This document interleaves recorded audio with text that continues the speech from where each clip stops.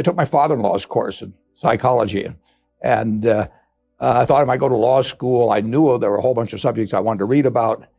And then I sort of stumbled into this partnership a few months later because 7 members of the family said, we want you to handle our investments. And I didn't want to do it one at a time or tell them what I was doing.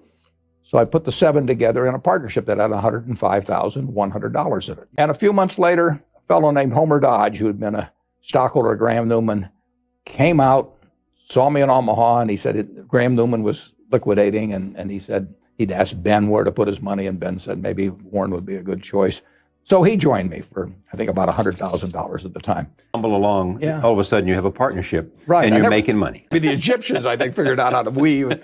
Just turned me loose in the plant and see what happened. So all of a sudden, I mean, was it you went into other businesses, meaning you had some cash flow coming in? But we had some cash around, and when Jack Ringwalt decided to sell his insurance companies in early '67, we paid $8.7 million, I think, $8.4 million, I guess it was, $8.4 million.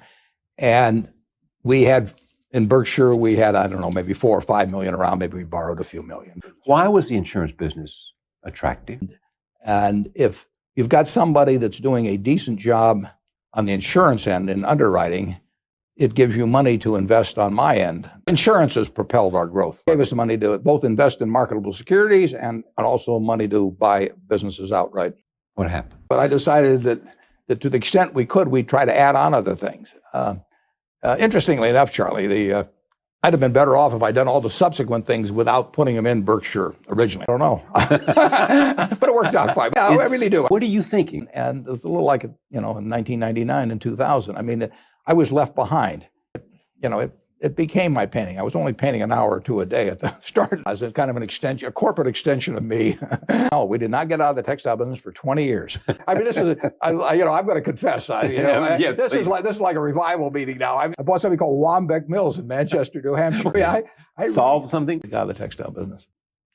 Would maybe your first run at the Washington Post. I began to buy shares. Yeah.